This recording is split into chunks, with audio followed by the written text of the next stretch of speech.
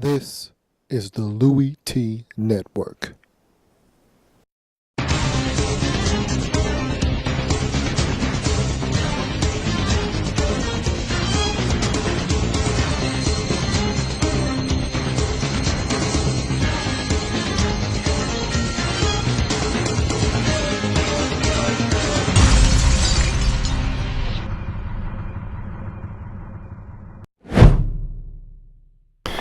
I know I look good, but don't watch me.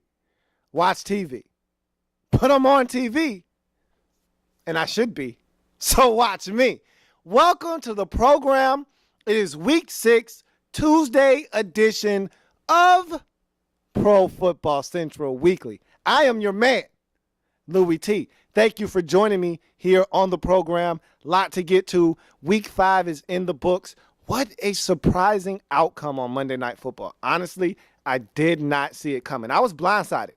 Jets get it done, 30-28. They're 3-2 in the season. The Falcons are in some serious trouble. They're now 1-4 on the season, and they have some even more pressing issues like the status of Julio Jones for the remainder of the season. He could be done. And if he's done, so are the Atlanta Falcons in 2013. But a lot of other things to get to in Week 5. Dolphins couldn't get it done at home against the Super Bowl defending champion Baltimore Ravens. Dolphins are now 3-2, dropping 2 straight after starting the season 3-0. Saints go on the road in Chicago, get it done. They're now 5-0 on the season. So are the Kansas City Chiefs, 5-0 on the road versus the Tennessee Titans without Jake Locker, of course.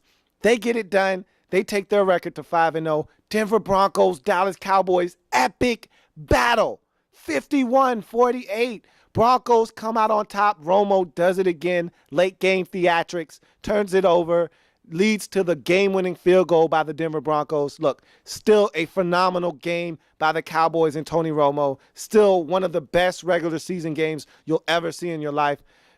It was a thrill to watch.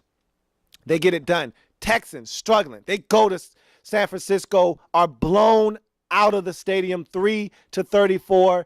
Matt Schaub throws 3 interceptions and is benched. He is still the quarterback in Houston, but for how long? And honestly, who do you turn to?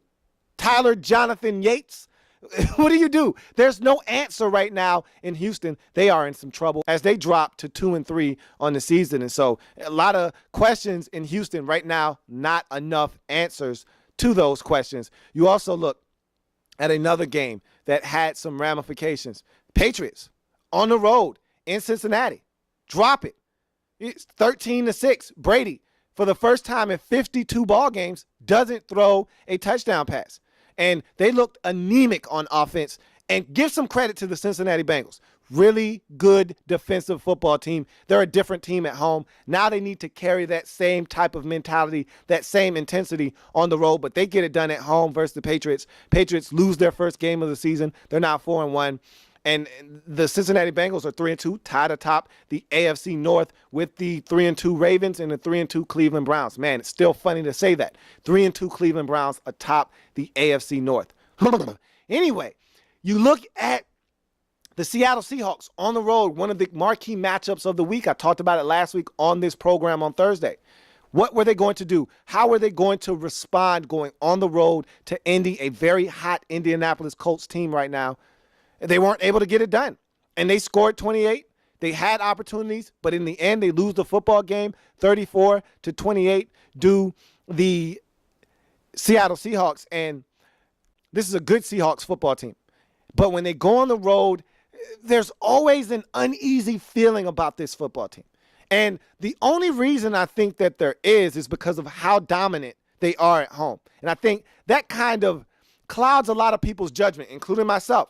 I look for more from the Seahawks on the road because they're so dominant at home, but I don't get it. I don't get it when they go on the road. Now, look, 28 points, and this was brought up by a viewer of mine. 28 points should be enough to win in the National Football League. On most Sundays, it will be, absolutely. But on this Sunday, it was not. And what we're seeing is that Andrew Luck is a quarterback that if you give him an opportunity in the fourth quarter to beat you, that's exactly what he will do. He did it in this game.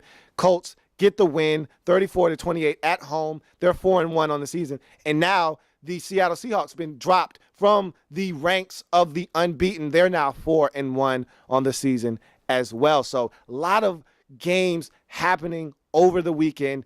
Giants dropped to 0-5. Man, is that team bad or what? Coughlin simply doesn't have any answers, and they're decimated by injuries right now, are the Giants. They're in a world of hurt. Jacksonville Jaguars, they stink. Honestly, show me where the Jags get a win this season. Are they not an 0-16 team watching those guys each and every Sunday? Don't they look like an 0-16 team walking? Seriously, show me a win on their schedule. They got Denver, of all teams, in week 6. 28-point underdog, biggest underdog ever in the regular season. Unbelievable. So a lot of things occurred in week 5. Week 5 is in the books. Now we move on to week 6. And there are a lot of different things happening in the National Football League. Some big matchups. We'll get to those on Thursday. But now what I want to do is take a quick break, come back from that break, and, of course, we're going to talk Josh Freeman. What else do we talk about on this show? We're going to break down Josh Freeman to Minnesota on the other side of this break. This isn't your average tequila. Distilled 5 times, bottled in pure crystal, and wrapped in satin.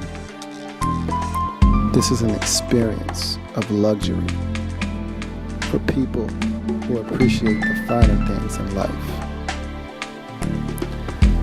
Bonito Tequila is elegant, sophisticated, luxurious, worldly, refined, and beyond perfection. This is the exclusive drink of the modern sophisticated. Try Bonito Tequila, the ultimate tequila experience. Josh Freeman is a Minnesota Viking, and we talked about this extensively last week, the week before that. Where would Josh Freeman land? This was one of the landing destinations that we talked about on this very program. However, we thought that maybe Minnesota could be crossed off the list because of Christian Ponder and them wanting to continue to develop him and see if he is the guy. But what the Vikings realized, and more importantly, what Leslie Frazier realized, is that, hey, I'm married to Christian Ponder.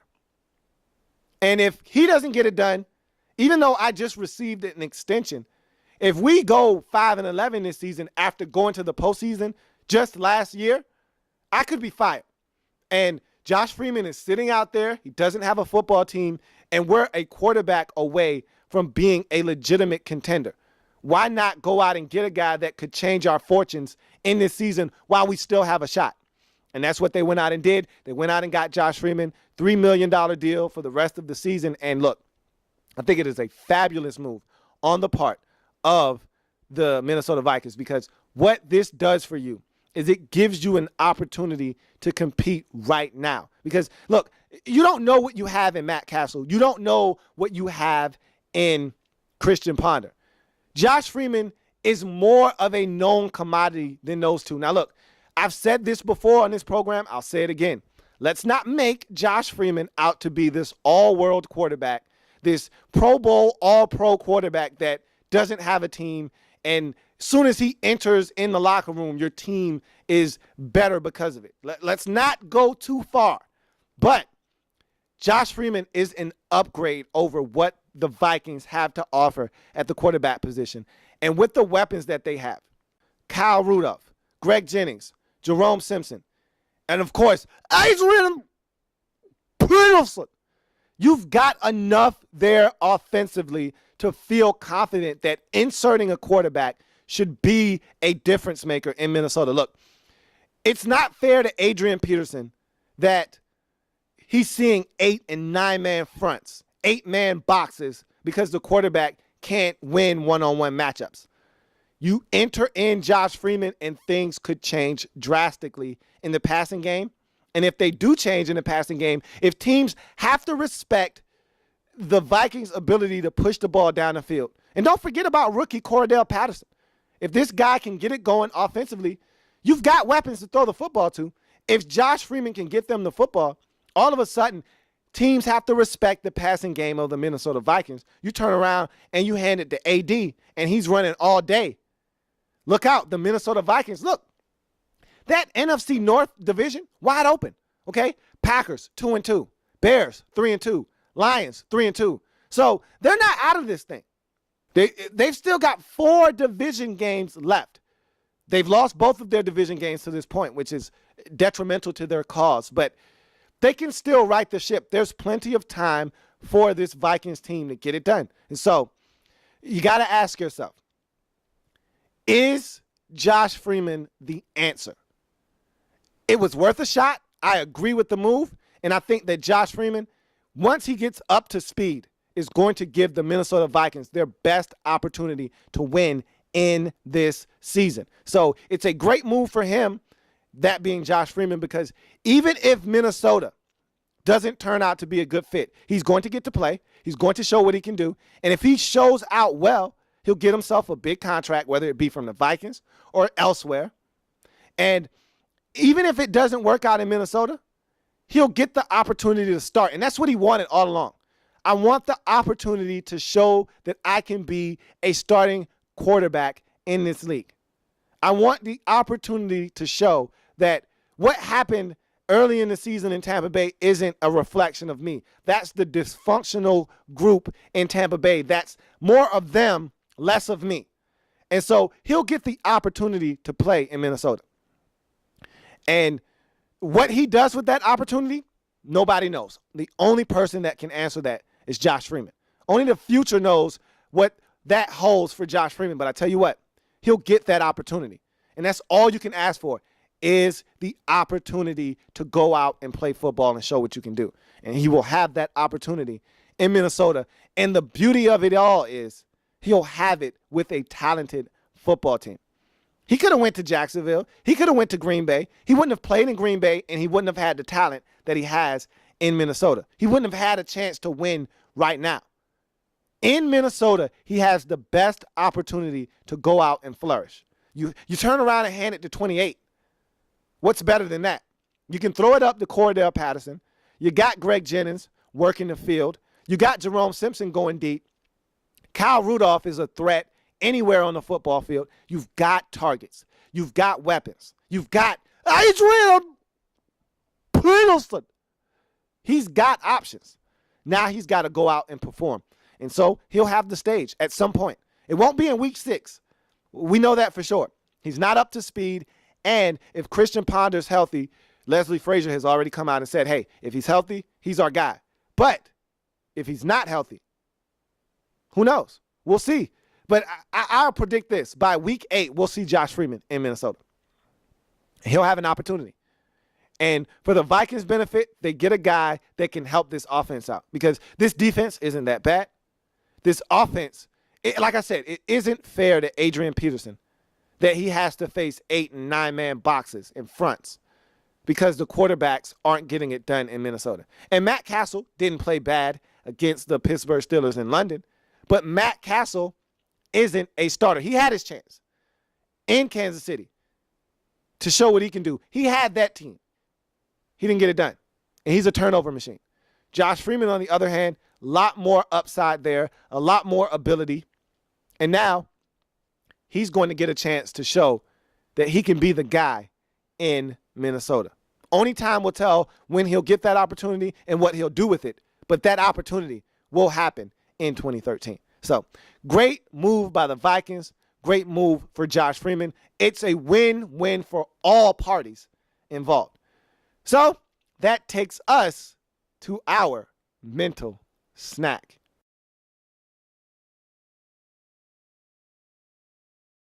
And the mental snack for today is the Denver Broncos.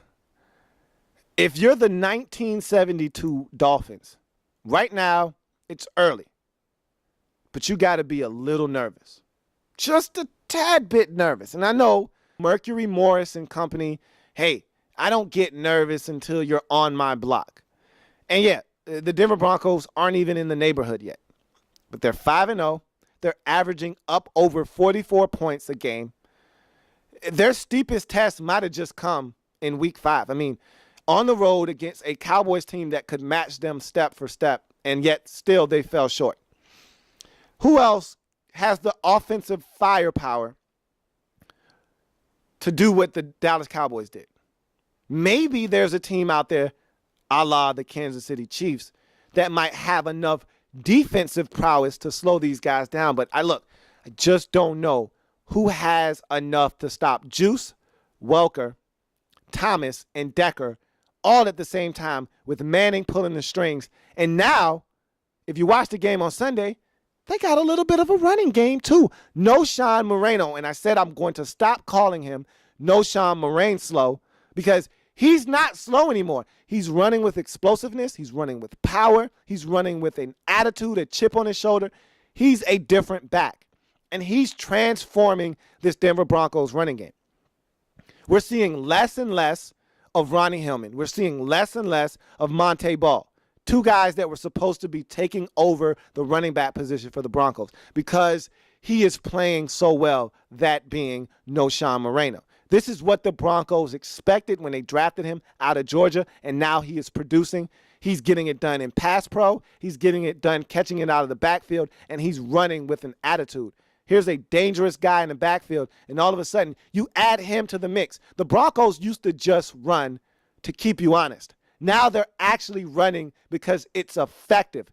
That's going to make them that more dangerous. And if they're that more dangerous, if you add another facet to their offense, which is already multi-layered, how do you stop them offensively? Not to mention, they don't have Von Miller back yet. Champ Bailey is coming back this week against Jacksonville. Von Miller will be back the very next week after that, after he finishes serving his 6-game suspension. This defense is going to get better by addition. And so this defense hasn't reached its peak. This offense is clobbering everyone in their path. Look, I'm not saying, I'm just saying, 72 Dolphins, look out. You could be in a little bit of trouble. Just know this. We haven't seen a team this dominant since the 2007 New England Patriots. And we know what they were able to accomplish. Perfect regular season. They lost the Super Bowl by 4 points. So, I'm not saying, I'm just saying a long way to go. We're only in week 6. There's 11 more weeks of football to play out, plus the postseason. So, it's early to be talking about perfection. But this Denver Broncos team looks awfully good. Awfully good. And they know about winning streaks. They had one last year going into the postseason. So we'll see. But that Denver Broncos team looks really, and I mean really good. And so, shameless plug time. Visit the site, ProFootballCentral.com. Everything you're looking for football related, National Football League related, on the site, ProFootballCentral.com. You're looking for print articles, ProFootballCentral.com. You're looking for podcasts, ProFootballCentral.com is the place to be. You're looking for a one-stop shop for all your NFL needs. You're looking to get your NFL fix? ProFootballCentral.com is the place you need to be. And on that note, I will see you back here on Thursday on this program for myself and the ProFootballCentral.com staff. I thank you for joining me on this program. Want you to remember that we are ProFootballCentral.com. See you on Thursday when I come back, break down the Thursday night matchup between the Bears and the New York Giants, preview that game, among other things. See you then. Have a good one.